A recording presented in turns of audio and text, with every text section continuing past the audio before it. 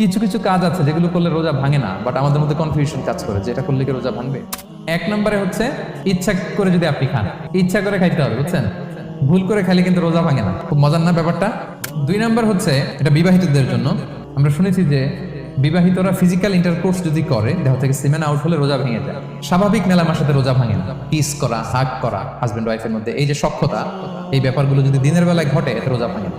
তবে এটা রিকমেন্ডেড না। ফলে ভুল করে সে এমন কাজ করে ফেলতে পারে যেটাতে তার রোজাটাই ভেঙে যাবে। আর ইচ্ছা করে রোজা ভাঙলে কি করতে হয়? কাজাও কাফারাও। সেজন্য এটা খেয়াল রাখতে হবে। তিন নাম্বার, এটাকে আরবিতে বলে আল ইহতিলাম, ওয়েট ড্রিম, বাংলায় বলে স্বপ্নদোষ। ঘুমের মধ্যে এমন কিছু দেখলেন ফলে আপনার সিমেন আউট হলো, আপনার রোজা ভাঙবে না। শুধু আপনি ঘুম থেকে উঠে ফরজ গোসলটা করে নিলেই হবে। চার নাম্বার হচ্ছে ব্লাড টেস্ট।